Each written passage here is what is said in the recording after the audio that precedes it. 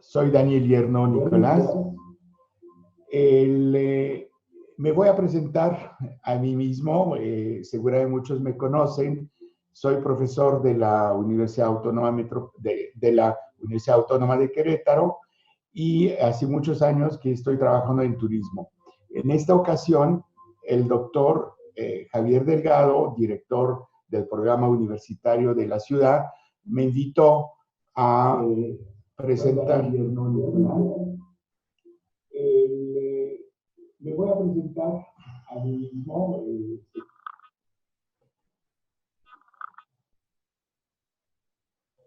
A ver, lo siento, tengo un pequeño problema de audio. Espero que me oigan.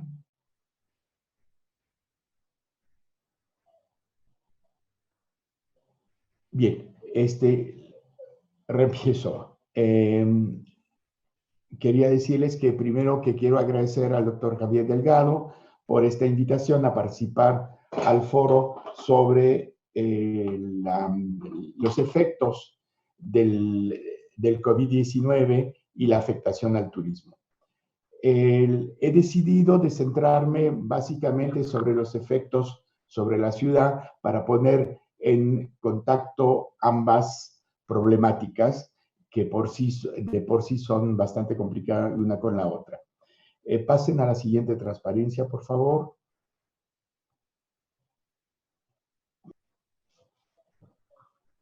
Yo creo que lo siento por los problemas de sincronización, todavía me falta práctica en ese tipo de cosas. Quería empezar con una fotografía bastante ilustrativa, ¿no? Cuando vemos el peso de Venecia, de sus edificios de 3, 4 pisos, inclusive las cúpulas de las iglesias, frente a ese enorme crucero, lo siento por el problema de sincronización, todavía me falta práctica.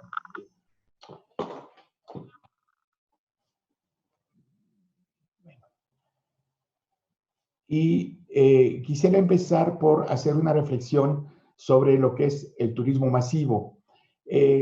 Recordarles una cosa muy importante: el turismo masivo no solamente es una cuestión de playas.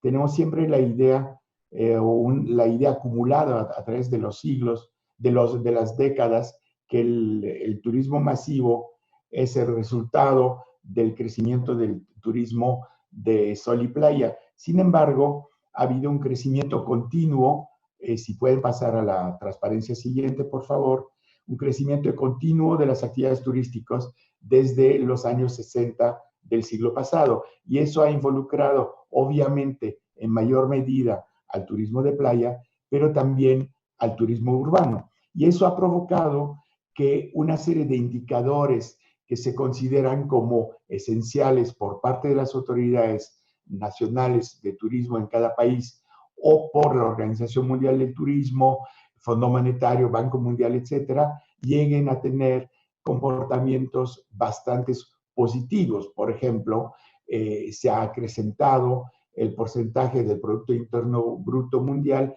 que se debe a las actividades turísticas. La porcentaje del empleo también, ¿no? Todo esto hace que es muy fácil, digamos, de defender este modelo turístico porque está representando ganancias muy fuertes. Particularmente los países del sur que no han logrado su proceso de industrialización o que lo ha tenido truncada en alguna forma para los países semi-industrializados, se encuentran muy beneficiados por esta situación de crecimiento del turismo y apuestan a ese turismo como una forma de salir del retraso, del subdesarrollo o como lo queramos llamar. Sin embargo, esos datos que conocemos, que son las estadísticas básicas, son bastante insatisfactorias porque tenemos un conocimiento insuficiente del fenómeno turístico, a pesar de su relevancia. En términos generales, podríamos decir que el turismo nacional es muy poco conocido. Los datos que tenemos son aproximaciones, estimaciones, inclusive sobre el empleo pasa lo mismo. Al lado del empleo básico que se genera en hoteles, en restaurantes, en líneas de aviación, en actividades de distracción, hay muchísimo empleo de tipo informal que se inserta en el turismo y que contribuye a su buen funcionamiento y que es mucho más fuerte, obviamente, en los países todavía en proceso de desarrollo. Además, hay otro fenómeno que tenemos que tomar en cuenta, es que hay una serie de efectos colaterales sobre las poblaciones locales, sobre los entornos locales, que son evidentemente muy marcados en la medida que el turismo es más importante.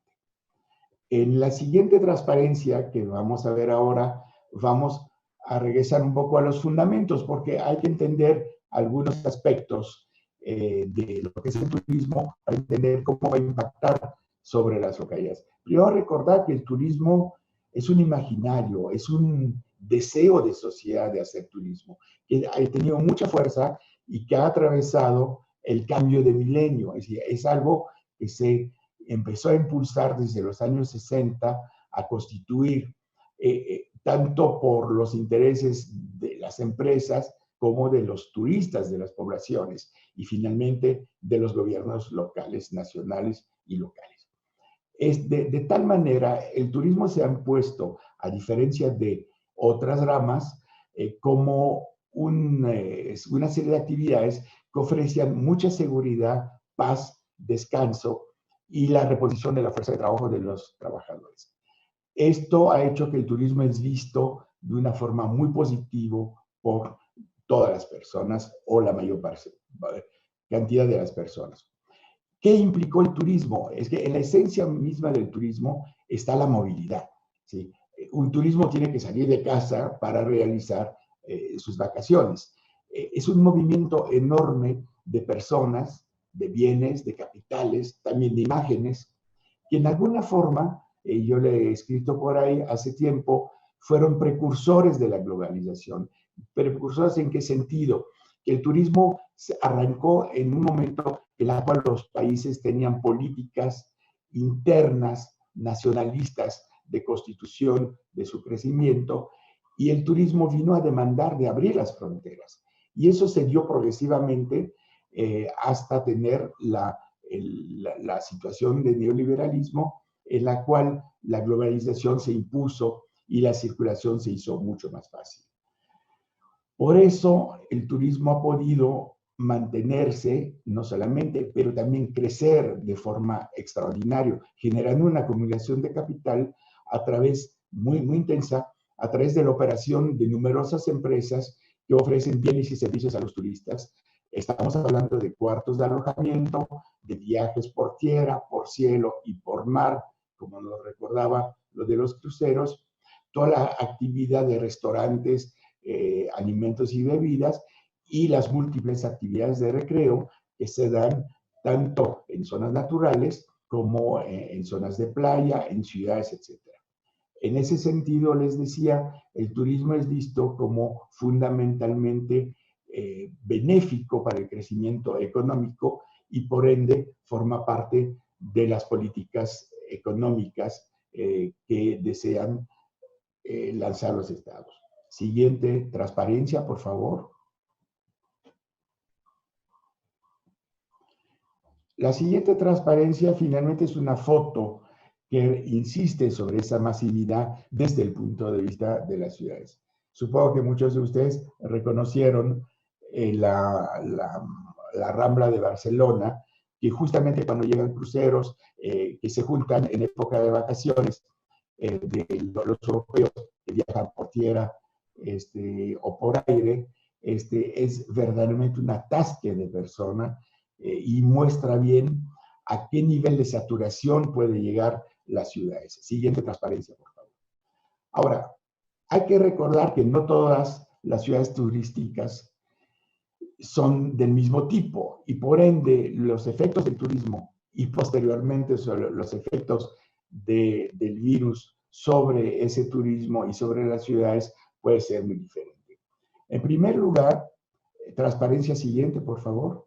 Tenemos las ciudades costeras menores que han crecido casi exclusivamente por el turismo de masas, Es el caso de Acapulco para nosotros en México, o de Vallarta, pasar de un pueblo o de una ciudad realmente muy chica a una ciudad que puede ser hasta millonaria en población en ciertos momentos. Estas se han vuelto exclusivamente, digamos, orientadas al turismo. No totalmente, pero la mayor parte de sus actividades y su gente vive, come y se organiza en función del turismo. La segunda son las ciudades que fueron construidas ex profeso por políticas públicas. Y el caso más conocido, inclusive a nivel internacional, es el caso de Cancún. Pero hay otras. Está Loreto, está San José del Cabo, que bueno, hay un pequeño pueblo, Los Cabos, etcétera, que fueron, Huatulco, obviamente, que fueron construidos a partir del turismo y cuyas actividades turísticas han generado ciudades, ¿no? Le agregaría las ciudades patrimoniales como otra categoría, pequeñas y medianas, que han crecido por el turismo urbano. Algunas desde mucho tiempo, como son los casos de Oaxaca y de Guanajuato, otras más recientes, como el caso de Querétaro, por ejemplo. Y finalmente están las metrópolis con una fuerte recepción de turistas. El turismo que obviamente se concentra también en algunas partes de estas ciudades. ¿Cuál es el impacto del turismo en las ciudades? Por una parte, hay porciones de ciudades de playa que viven totalmente al ritmo de las vacaciones. Cuando no hay vacaciones, baja la afluencia, baja la posibilidad de trabajo, etcétera, y eso se alimenta, ese movimiento va y ven entre fuertes densidades y pocas densidades, se alimentan a través de migraciones temporales que nunca logran insertarse en la formalidad, y gente que carece de servicios urbanos y equipamiento de salud y que tienen muchísima marginalidad. Y esto es bastante contradictorio cuando vemos, por ejemplo, que Cancún es una de las ciudades que tiene la mayor cantidad de población marginada en el país. Es absolutamente contradictorio. Estas ciudades, por lo general, las ciudades del turismo, han sido mal planificadas, inclusive las que se consideran como integralmente planificadas, como Cancún, y muestran desigualdades muy importantes. Caso de Acapulco o de Vallarta, porque ha habido una falta de planeación que hubiera seguido desde el principio de la ciudad para armonizar en alguna forma lo que es la vida urbana con la vida turística, pero en las ciudades planificadas por la negación de la pobreza que siempre se asimila a las ciudades turísticas. En el caso de los centros históricos, el impacto se va a dar justamente en algunas zonas muy concentradas. Eso lo podemos ver, por ejemplo, si localizamos las fotografías que se toman en Instagram. Vamos a ver que los turistas tienen distritos turísticos que ellos mismos se crean y que se pueden evolucionar, en la cual vamos a ver la huella del turismo marcarse. Esa huella va a ser un incremento del mercado inmobiliario, desplazamiento de población local, turistificación de la vida cotidiana, relegamiento de la población local que percibe también pérdida de identidad y de espacios y de calidad de vida. En otros términos, la turistificación, es decir, la transformación de los espacios centrales por el turismo, son factores que entran en contradicciones con las formas de vida de la población local. Y finalmente, hay grandes metrópolis que viven a la par del turismo, como Nueva York, París, Londres, Madrid, Barcelona, inclusive la Ciudad de México, y que tienen porciones importantes de su territorio central que están de la misma forma invadidas por las actividades turísticas, invadidas por los turistas. Pasar a la siguiente, por favor.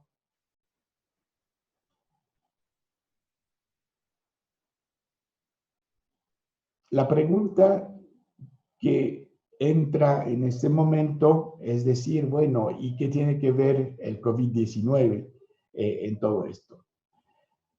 El punto de base es que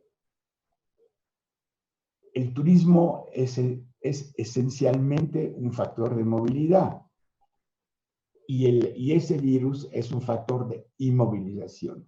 No es forzoso que no fuera así. Si tuviéramos vacunas, podríamos circular libremente. Hasta ahora, pueden regresar a la anterior, por favor, la que dice efecto COVID-19. Bueno, hasta ahora, lo único que se ha encontrado como solución para enfrentar el virus es aislar a las personas, confinarlas,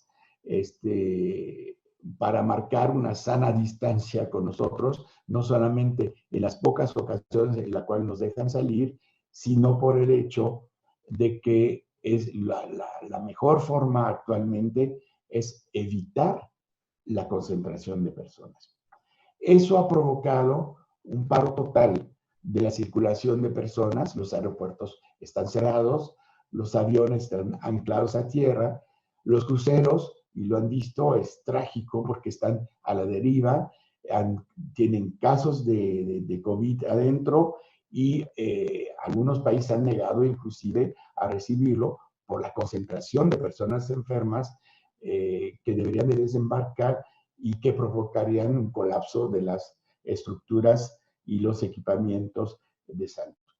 Este virus finalmente ha prohibido, ha imposibilitado totalmente el avance del turismo. Pero el impacto es diferencial según el tipo de ciudades. Está claro que ciudades como Acapulco o Vallarta, la misma Cancún, están totalmente congeladas, ¿no? Congeladas como si el turismo no hubiera existido y se hubieran construido en torno a una actividad utópica que no se presenta. Mientras que los centros históricos se están vaciando, pero todavía la mayor parte de la ciudad puede funcionar en alguna forma, puede seguir ofreciendo servicios y demás. No debemos olvidar tampoco la relación entre el virus y los viajes. El virus se propagó en la primera etapa esencialmente por vuelos, tanto de personas que están viajando por motivos laborales como personas que viajaron por motivos de turismo.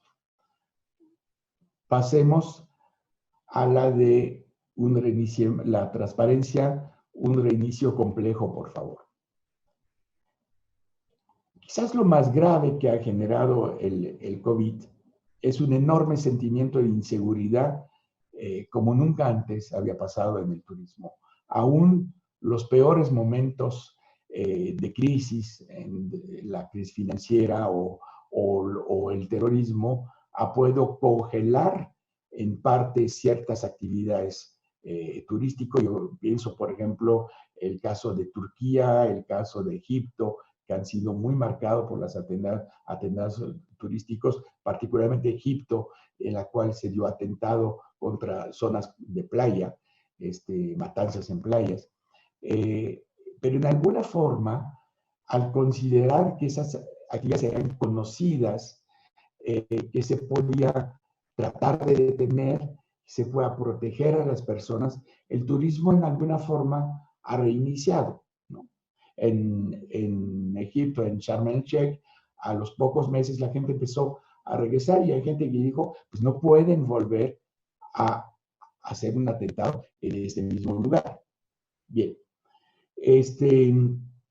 la inseguridad que genera el COVID es tan intenso que las expectativas de viaje, y eso está reportado por las revistas especializadas y las agencias especializadas, las expectativas de viaje que se hacen las personas ahora no son para reiniciar en agosto, julio-agosto, cuando habrían terminado supuestamente la fase alta del turismo, la fase alta de difusión del virus, sino que la gente de plano está empezando a explorar la posibilidad, no solamente la realidad, no la compra de boletos, no la reservación, a partir de enero del año que entra. Es decir, lo que significa que la inseguridad provoca una dilatación del plazo de afectación de las ciudades por el turismo, de las ciudades y del turismo en sí. Y hay actividades en el turismo que son sumamente complejas desde el punto de vista de la seguridad sanitaria. Pensemos y hablamos de los cruceros. Vieron seguramente el problema de los portaaviones. Voy a referirme en particular al caso francés, al portaavión Charles de Gaulle, que tuvo que regresar a su puerto de base en Toulon, cerca de Marsella, porque sencillamente la mitad de la población estaba afectada. Y los cruceros es lo mismo, la densidad, el poco espacio entre personas hace que la difusión del virus dentro de un crucero a partir de pocos casos iniciales ha sido brutal. Lo mismo pasa con los vuelos aéreos. Los vuelos aéreos han hecho todo por maximizar su ganancia y por ende hacer asientos cada vez más chicos, distancia cada vez menor entre las filas, etc. ¿Qué decir de un restaurante? ¿Sí? Ustedes han visto si han viajado a lugares turísticos al extranjero, realmente por el costo de la renta del espacio, los restaurantes suelen ser lugares extremadamente atascados, en la cual las mesas están pegadas unas a las otras. Y qué hablar de las filas frente a los museos, frente a los cuadros emblemáticos o las obras de arte emblemáticas que contienen. En ese sentido, este miedo, esta falta de seguridad que ha impuesto el turismo, ha provocado que muchas empresas tuvieron que ser cerradas desde el inicio del confinamiento. Y muchas actividades de pequeño tamaño no van a poder reiniciarse. Tan sencillo porque no pueden reorganizar su espacio. ¿Sí?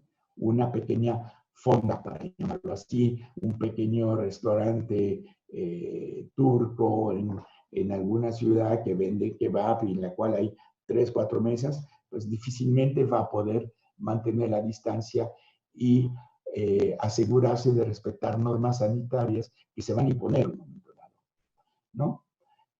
Hay ciertas áreas que se van a poder reimpulsar, ¿no? Turismo de playa, hoteles de bungalows, etcétera, van a poder reiniciar mucho más fácilmente porque ya tienen condiciones. Hay una dimensión física, espacial, que tiene mucho que ver. Y también en esto agregaría que todo lo que es el turismo alternativo, es decir, todo lo que son las oportunidades de turismo distintas, que no son masivas, que remite a excursiones al aire libre, alojamiento en construcciones rurales, circuitos de caminar, etcétera, probablemente van a poder reimpulsarse o van a poder crecer en esas circunstancias porque el amontonamiento de personas no va a ser igual. Vamos a encontrar también un impulso, una fuerte competencia que se va a desarrollar entre los destinos turísticos. Cada destino va a tener que decir, yo soy seguro, vengan conmigo, ofrezco tal y tal condición para garantizar su estancia. Pero ¿qué pasa con el transporte? ¿Qué pasa con los vuelos? De por sí, muchas compañías de aviaciones están con problemas serios de rentabilidad y si van a tener que reducir quizás la mitad o los 2/3 de la población en un avión, no solo los precios van a subir, sino que la operación de las líneas va a ser cada vez más compleja. Y finalmente agregaría la prudencia de la población. Yo creo que este golpe que hemos recibido es bastante fuerte psicológicamente, ¿no? Y, por ejemplo, en 2003 se acordarán posiblemente que hubo una canícula muy fuerte en Francia y hubo más de 20,000 personas que murieron por los efectos de esta canícula porque no había protocolo de atención. Ahora se repitió en las casas de ancianos Y, por ejemplo, de los muertos en Francia, yo creo que un tercio proviene justamente de población mayor que se encontraba en condiciones relativamente hacinadas y desprotegidas dentro de casas de atención a personas mayores. Vamos a tener que aprender de esto, está claro. Vamos a tener que aprender y nos tenemos que preguntar si el turismo es resiliente, si el turismo en sí tiene capacidad de resistir la crisis de ese tipo. Yo diría con cierta prudencia que no lo tiene. No lo tiene porque ha sido organizado para generar arribos masivos, transportes masivos, alojamiento masivo, actividades masivos. Es decir, las fotos que vemos de playas que van desde Acapulco o Mar de Plata en Argentina, la costa mediterránea, son aberrantes. Las personas tienen a lo más medio metro alrededor de sí cuando lo tienen para estar en el mar, ni hablar de las albercas. ¿Sí? La masificación ha hecho que el turismo es poco resiliente frente a estas situaciones. Obviamente, se me puede decir al revés que mucha gente va a preferir otras formas de turismo, que se va a poder encontrar vacunas, pero nadie garantiza que no venga a futuro otra especie, otra raíz de virus que nos obligue nuevamente a estar en una situación de confinamiento, etc. Siguiente transparencia, por favor. Les hablaba hace rato de las tendencias de recuperación. Les quisiera enseñar una gráfica de la consultora de Estados Unidos, bueno, internacional, Deloitte Consultores, en un informe que pueden encontrar en línea, en que muestra que finalmente la fase de aislamiento y de restricciones han hecho caer radicalmente prácticamente todas las actividades, a excepción de la alimentación, porque claramente la alimentación es algo que no podemos evitar, pero alojarnos en hotel, transportarnos en avión, etcétera, ha caído. Cuando se estabilice, se espera un incremento de estas actividades. Cuando, como dice la gráfica, lograremos una sensación progresiva de higiene, de seguridad, ¿no?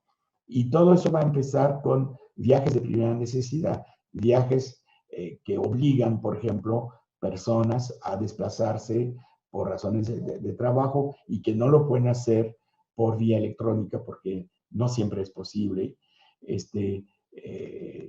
Va a rearrancar esta cosa y hay gente que va a viajar relativamente rápido para ver parientes mayores, enfermos, etcétera, etcétera. La consultoría y otras voces en esas proyecciones plantean de que el turismo internacional realmente va a empezar a partir de enero, quizás un poquito con las vacaciones de Navidad, y se volvería a tener cierta normalidad solamente, es decir, para regresar al estado anterior, avanzado el año 2021. Pasemos a la siguiente, por favor. Quisiera terminar con algunas ideas que distan de ser un modelo completo, pero son algunas propuestas, algunos puntos de reflexión. ¿Cómo se podría mitigar esa crisis turística y alentar un modelo diferente? En primer lugar, yo creo que es absolutamente necesario de evitar un nuevo arranque del turismo internacional hasta que esté garantizado el fin de la propagación del virus, lo que probablemente, como decía sobre la transparencia anterior, no podría ser antes del 2021. Es decir, cerrar las fronteras al turismo internacional. Quizás con algunas modalidades, pero no debe darse rápidamente porque la diferencia de temporalidad de la presencia del virus en diversos países hace que puede ser contraproductiva si llega gente de algunas áreas en la cual hubo o bien un rebote o una crisis tardíamente controlado. Pensemos, por ejemplo, si nosotros en México salimos más tarde que los países europeos, lógicamente, si nosotros podemos viajar muy rápidamente, vamos a provocar problemas, ¿no? De recontaminación o de rebote por otros países y viceversa, obviamente. Yo estaría a favor, y eso es una propuesta mucho más radical, en impedir la llegada de cruceros de manera combinatoria. Es decir, los cruceros son una de las componentes más peligrosas del turismo. ¿Sí? Recibir un crucero y el mismo crucero son centros de concentración de cualquier problemática de tipo sanitario. Tenemos también que restringir la llegada de turistas en puntos de saturación como museos, sitios emblemáticos de las ciudades, parques recreativos, etc. Habrá que inventar una nueva relación a nuestros monumentos, una nueva relación a nuestros lugares de deporte, de juegos, etc., a nuestros parques temáticos y demás. Eso no significa que todo tiene que pasar a forma virtual como nos lo están proponiendo ahora, sino que habrá que empezar a pensar como ya se había hecho, había pensado en Venecia hace mucho, pasaporte. Se compra un derecho de entrada y cuando hay suficiente fecha, está la cantidad de personas esperada para una fecha que no contravengan normas sanitarias, no se venden más. Obviamente los hoteles, ¿no? Los restaurantes van a tener que imponer normas de seguridad sanitarias crecientes y obligatorias para poder reabrir. Obviamente esas normas van a impedir la masificación de la oferta del servicio. Eso plantea que definitivamente muchas ofertas chicas, pequeños restaurantes, pequeños bares, etcétera, van a estar en serias dificultades para mantener sus actividades. Y allá se va a requerir programas de apoyo, de sustitución de actividad, etcétera, etcétera. Ya había comentado que también tenemos que priorizar el turismo nacional con condiciones favorables a un turismo mucho más micro, inclusive de tipo regional. No necesitamos movernos 8,000 kilómetros para pasar vacaciones. Y eso es una cosa que nos tenemos que poner en la cabeza, y no solamente por el coronavirus, sino también por el hecho de que estamos evitando gastos muy fuertes en viajes y podemos transferirlos a actividades que apoyen las poblaciones locales y que apoyen nuestra economía donde estamos viviendo. Hablando en alguna forma, como se habla en cuestión de alimentación, de circuitos cortos turísticos. En ese sentido, es importante que las políticas públicas hacia el turismo y hacia la economía en sí propicien mayor desarrollo y den apoyo con créditos blandos a iniciativas de turismo alternativo de baja concentración de personas, ¿sí? Esto tiene que ser nuestro sector prioritario. Yo creo que ya no es hora de volver a hacer promociones multimillonarias, verdaderamente extremadamente costosas, para atraer turismo extranjero a los grandes desarrollos que tenemos. Si bien la economía parecería requerir ese flujo de divisas, también hay que recordar que es un cálculo engañoso. La globalización ha provocado que muchas de las divisas que pueden entrar, por el turismo, vuelven a salir por las compras internacionalizadas de los grupos hoteleros. Es decir, si no compran localmente, las divisas vuelven a salir. Yo les puedo decir que en 83, 84 oí el director general de Fonatur decir que el balance turístico era cero, ¿no? Que las divisas que entraban eran divisas que salieron. Y eso fue antes de la apertura de frontera. Mi opinión muy personal es que esa situación está peor. Pasemos a la siguiente transparencia, por favor. Para concluir, yo insistiría que no debemos de regresar a lo mismo. El turismo no tiene que ser satanizado, eso está claro, pero tampoco tenemos que regresar a ese turismo que tuvimos. No solamente por la cuestión del virus, no solamente por la cuestión sanitaria, sino porque desde varias décadas se han lanzado preguntas críticas sobre la forma en la cual ese turismo operaba. Ese turismo opera con condiciones insatisfactorias para los turismos. Les venden productos de calidad y muchas veces los productos son mediocres. La masificación, si bien es una condición para una fuerte acumulación de dinero, y acordémonos que en el turismo hay mucho capital que viene del sector financiero, es decir, de fondos de pensiones, etc. El turismo está pasado por una financiarización importante y esos actores exigen una rentabilidad extremadamente alta. No tenemos que regresar a este mismo porque eso se hace a expensas del mismo cliente, ¿no? Del mismo turista, pero también a expensas de la naturaleza, que no la había mencionado y que es muy importante, del desarrollo local y de las poblaciones locales. En ese sentido, necesitamos promover una innovación extremadamente importante, tanto sobre el turismo de playa y las localidades que genera, como sobre el turismo urbano, pero incluso el turismo de montaña. Ver gente haciendo cola para subir al Everest es una aberración que no debe producirse.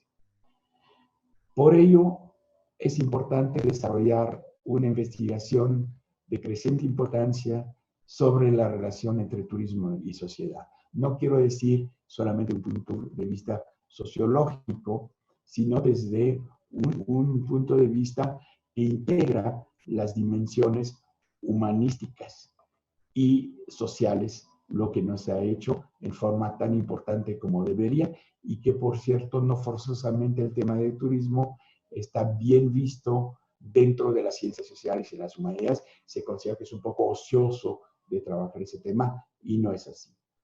Tenemos que, como ya lo había dicho hace un momento, favorecer otros turismos, es decir, turismos que remiten a la naturaleza, a la identidad, a las comunidades locales, a una aproximación sana y respetuosa con la naturaleza, a un respeto del patrimonio y no una invasión del patrimonio por la cantidad de turismo, etc.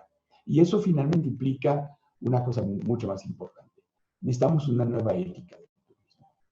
Citaría al respecto lo que algunas personas en países nórdicos han pensado, que es la vergüenza de viajar. Cuando uno sabe cómo contamina un avión, empezaron a decir, yo tengo que viajar en otra forma, tengo que viajar en tren, quizás en coche, en autobús, pero no forzosamente en avión, que es un factor de contaminación extremadamente importante. Esa dimensión ética implica no solamente cómo viajamos, sino dónde viajamos, para beneficio de quién viajamos y cómo nos comportamos a lo largo de estos viajes. Con esto termino. Veo en la proyección que hay muchos elementos.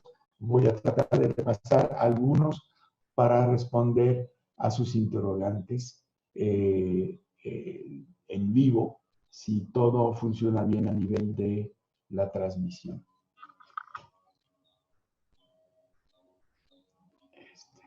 Bien. Si quieren, los que están condicionando el proceso técnico pueden regresar a proyectarme a mí y ya concluir la presentación del PowerPoint, por favor. Bien, veo saludos. Les agradezco a todos los que me mandan sus saludos y que me han acompañado, por cierto. Déjeme ver, pues muchos han compartido, les agradezco muchísimo. Ya veo que hubo un momento, un comentario, escriben sus dudas y comentarios y tener un espacio para contestar, lo vamos a hacer. Aquí de Mar Castillo, ¿qué soluciones propone a quienes se dedican al, a ver, permíteme un segundo, al sector turístico para después de la pandemia? Pues yo creo que donde hay que actuar primero es en los frentes grandes. Yo diría que hay que responder a la cuestión de desmasificar, ¿no? Si no, vamos a volver a tener los problemas. Yo creo, y he oído muchos comentarios de epidemiólogos, hay un riesgo brutal de rebote. Y además, si sabemos que un tratamiento, es decir, no un tratamiento, sino un virus, una vacuna, perdón, no se dará hasta mitad del año que entra o fin del año que entra, realmente tenemos que pensar en cómo vamos a solucionar los problemas de la masificación del turismo.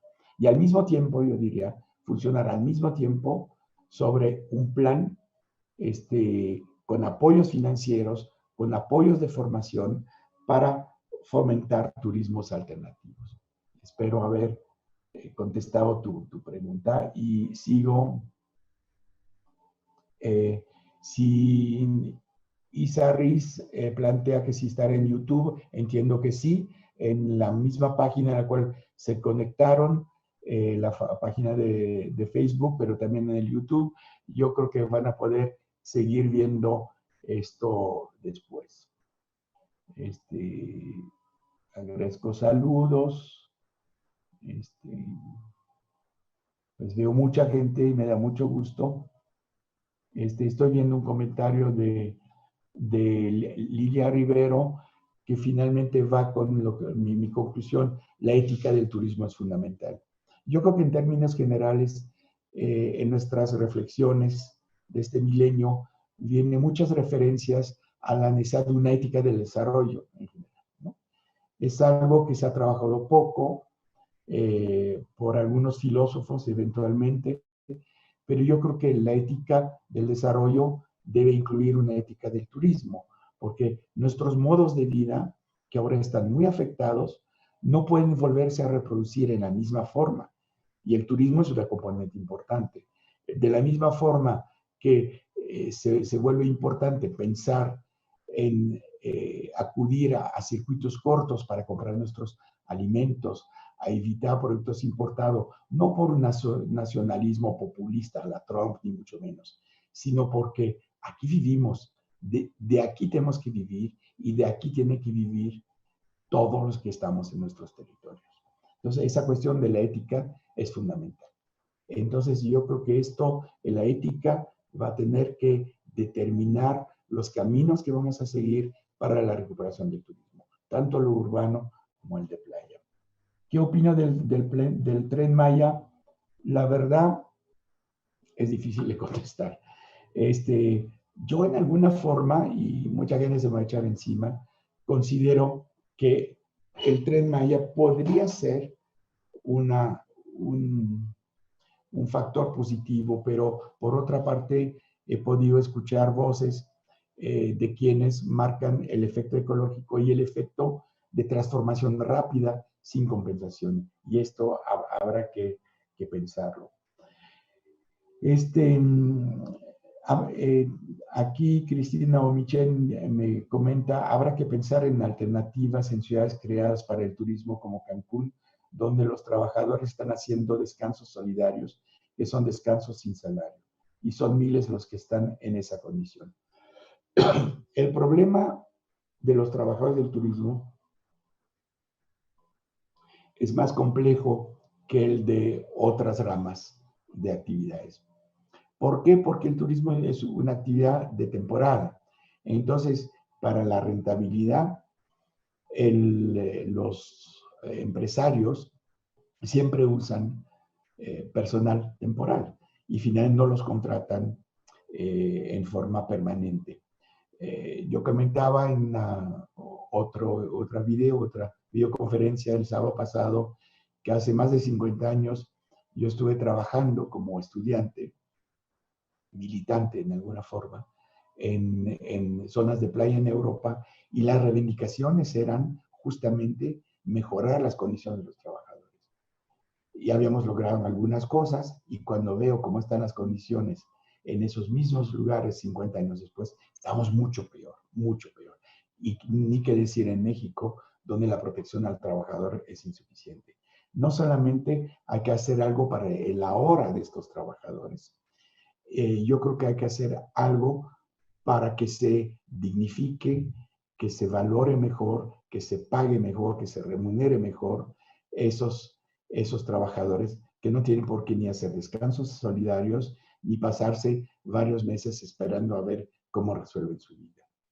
Esa es una situación injusta y que debería de provocarnos desde una posición de ética una reflexión sobre lo que el tipo de turismo que estamos haciendo está generando sobre la vida de esos trabajadores, el abuso sobre ellos. Hay una pregunta que dice, ¿el turismo puede servir como mecanismo de unificación microbiana y contribuir a que futuras pandemias sean menos agresivos? La verdad, no entendí bien la pregunta. Invito a Jorge a que me la haga por chat o por otra forma a mi correo, que por cierto se los puse al final, es danielyerno@gmail.com, porque le tendría que reflexionar para poderlos hacer. Agradezco saludos. Sigo.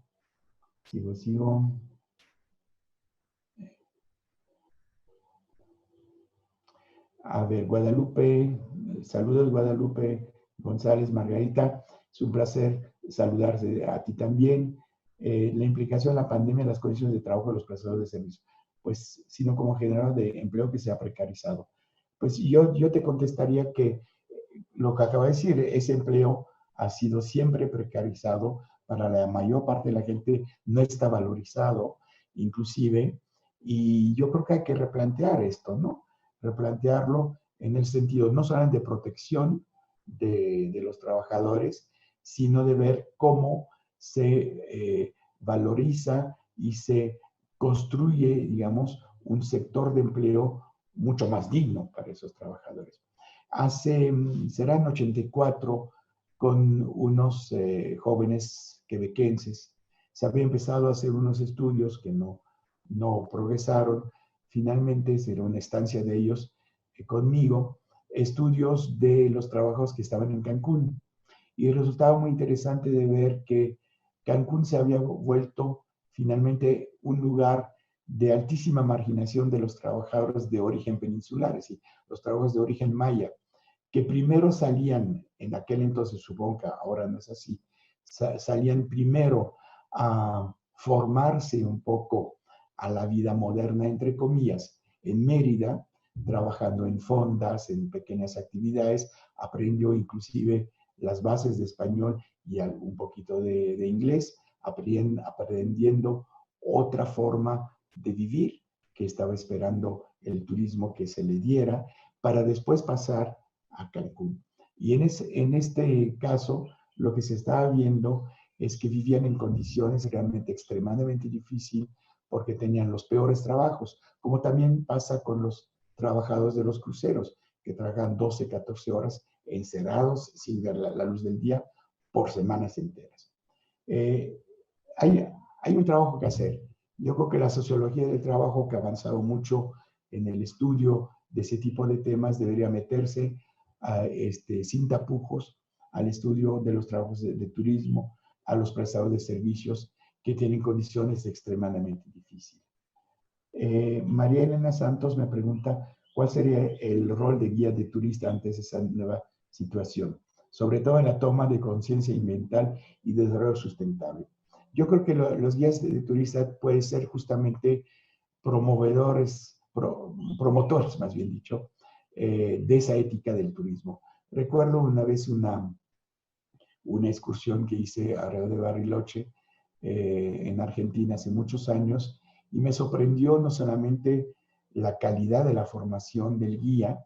De hecho tenía una licenciatura en biología, pero su capacidad de explicarnos la naturaleza y el recorrido que hicimos por un lago y alrededor nos hizo ver la vegetación y la necesidad de respetarlo en una forma extraordinaria. Yo creo que el papel de los guías es muy importante. Nos hemos quedado muchas veces en la imagen del guía, que es lo que te cuenta muy rápidamente unos datos, a veces hasta falsos, y que te pide una moneda, una que baja. Al contrario, yo veo el guía de turista como una persona que tiene un papel esencial en la conducción de un nuevo modelo turístico.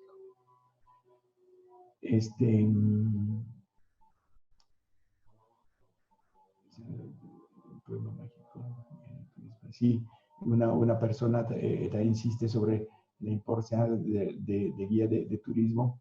Fabricio Guillermo me comenta que quería consultarme desde una perspectiva territorial y retornalización de la práctica turística sobre lo que podríamos mencionar como tematización de la oferta y los destinos.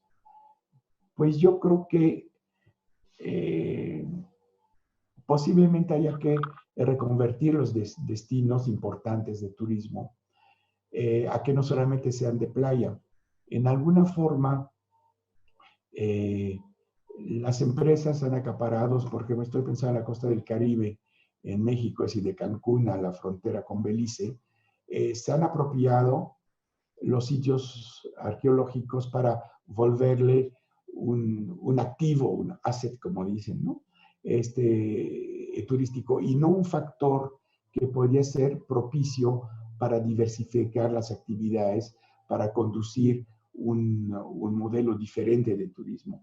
Yo creo que para esto quizás sería importante que se repensara el viaje turístico como un viaje compuesto por diversos elementos. Nadie dice que está mal estar a lo largo del mar y realmente descansar.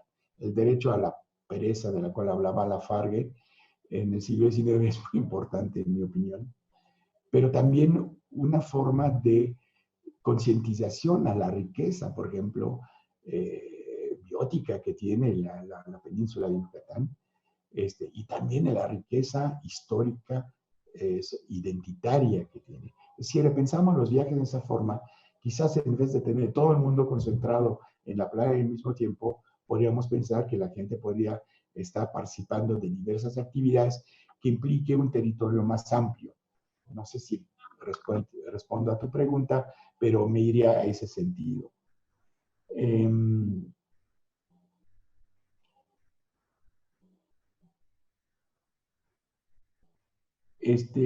La reactivación en los valles del vino en Baja California que me plantea Roberta Araujo, pues yo creo que es importante justamente en esa propuesta que me atragó hacer a favorecer otros turismos.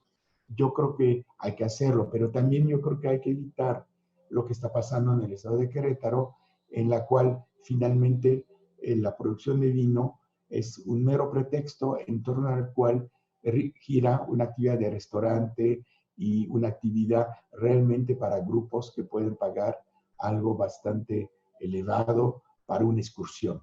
Yo creo que hay que integrar sobre un mejor conocimiento de lo que es la actividad vitivinícola, de su distribución, de la relación que tiene con el clima, la naturaleza. Hay un potencial formativo, yo creo que es muy importante. Otra vez, es una cuestión de ética, en mi opinión. ¿Cómo van a enfrentar, Concepción, gusto en saludarte, Concepción Escalona, cómo van a enfrentar las grandes cadenas multinacionales la desmasificación del turismo? Yo creo que no lo van a tomar muy bien, no van a querer desmasificar. Cuando les han dicho que no era muy sustentable, dijeron, sí, sí, vamos a hacer algo y cambiaron los focos contra focos de LED. Básicamente, estoy exagerando un poco, pero por ahí va. Yo creo que va a ser lo mismo acá.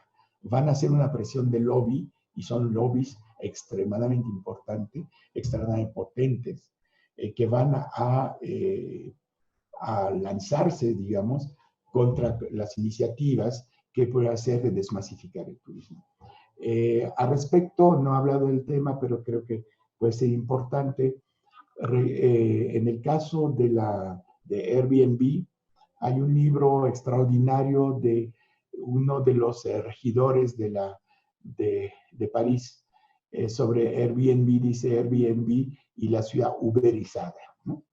Y muestra cómo Airbnb no solamente es una plataforma, es un lobby brutal que logra convencer, y no vamos a decir cómo, porque sería demostrar cosas que sabemos que pasan, con diputados, con senadores, para que justamente les den facilidades y eviten que haya una reglamentación de Airbnb.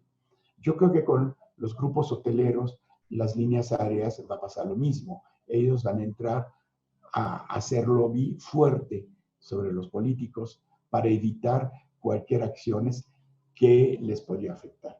Y tampoco estoy seguro que de iniciativa propia el sector oficial del turismo en México y en otros países está dispuesto a entrarle una desmasificación.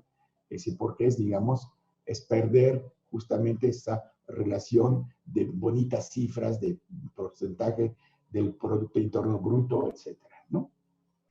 ¿Qué tan importante, nos dice Brenda Alcalá, creo yo que será la actividad turística en la reactivación económica de México? Yo creo que sí puede ser importante en el sentido que es una actividad que se reactiva por muchas microactividades, ¿no? Si nos metemos no solamente en los grandes hoteles, en los viajes en avión, sino en el turismo de tierra, en reactivar las líneas de autobuses, que también han sufrido, por cierto, reactivar el turismo en vehículos, reactivar el turismo en pequeñas instalaciones, sí podemos lograr un efecto muy directo, un efecto que pegue mucho favorablemente al desarrollo local. Ahora, de cualquier forma, no podemos pensar que se abandone cierta forma de turismo tradicional, porque no podemos dejar a la población de Cancún, a la población de Acapulco, sin esa fuente de ingreso. El asunto es de ver cómo hacerlo. ¿Cómo entender el reclamo del sector económico al proponer nuevas medidas y una reconfiguración espacial de la ciudad? Rolando Velázquez. Y yo creo que respondí a la parte de enfrentar el reclamo del sector económico. Se van a tener que hacer negociaciones muy ásperas, pero yo creo que sí hay que hacerlo. Y la reconfiguración espacial de la ciudad yo creo que es un tema muy importante. Ojalá y el PUEC trabaje intensamente sobre esto. Ya todo el mundo lo ha dicho, no estoy diciendo nada nuevo, hay que repensar nuestras ciudades también, ¿sí? Nuestra relación a la ciudad puede modificarse en tal forma que la voluntad de huir de ella, irse de vacaciones por otra parte, no sea tan ingente, ¿sí? Vivir el descanso, vivir el aprovechamiento de la naturaleza circundante, vivir nuestro propio patrimonio local, puede ser una parte también de evitar esa presión sobre las vacaciones. Y para eso hay que repensar las ciudades. Es decir, no podemos seguir con este modelo en la cual lo primero que se hace son autopistas, periféricos, etc. El modelo de crecimiento de China ha sido espantoso, ¿no? Cuando se ve el tamaño de sus autopistas, es realmente pensar que no podemos vivir sin movilidad y deberemos de vivir con una movilidad restringida a las actividades más importantes. No tener que hacer 5 kilómetros para comprar pan.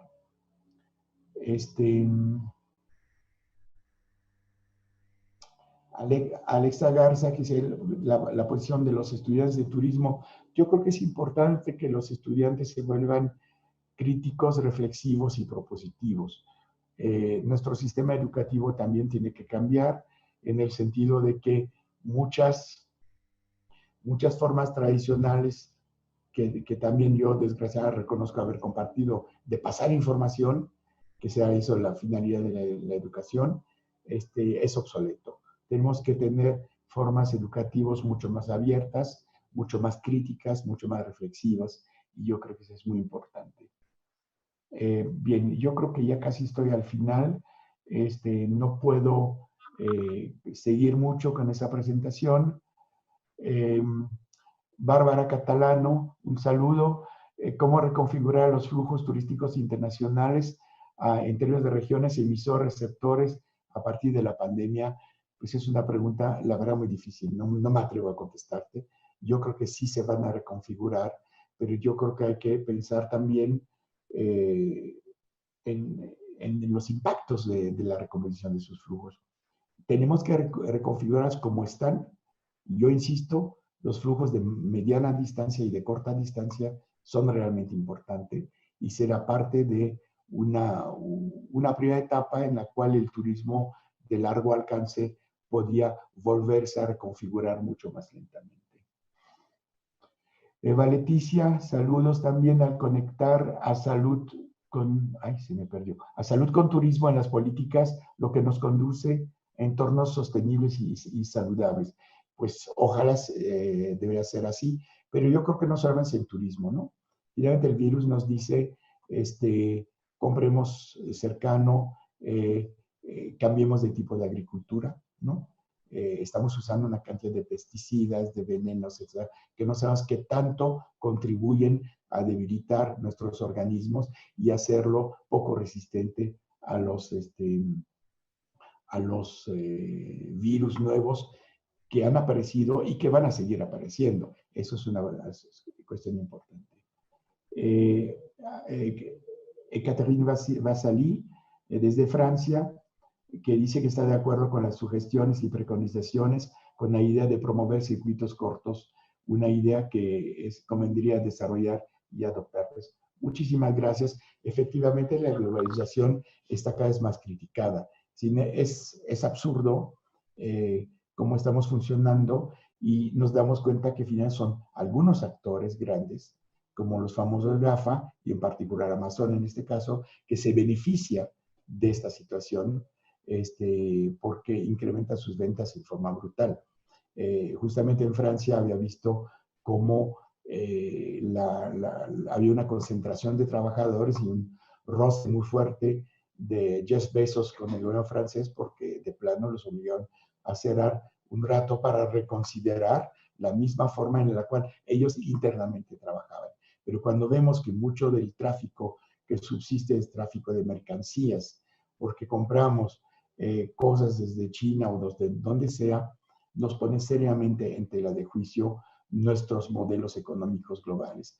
No se trata de regresar a un nacionalismo obtuso que promueve, por ejemplo, cierta derecha nacionalista. En Francia yo creo que entenderán muy bien a qué me refiero, o en Estados Unidos, pero sí tenemos que repensar radicalmente el turismo en el contexto de una desglobalización, una desmundialización y una recreación de circuitos mucho más controlables también. Yo creo que con eso termino. Hubo un poco de retraso al inicio y probablemente de dificultades por mi parte en asumir cómo funciona esta cosa. Les aseguro que es muy difícil de hablar sin verlos enfrente. Les agradezco mucho su paciencia, a todos los que están todavía en vivo. Veo que son 169 oyentes visionarios de esto. Les agradezco mucho su paciencia, también por las dificultades técnicas que yo he tenido. Y pues sigo en contacto con ustedes. Con mucho gusto respondería a sus preguntas y a sus inquietudes. Gracias por todo.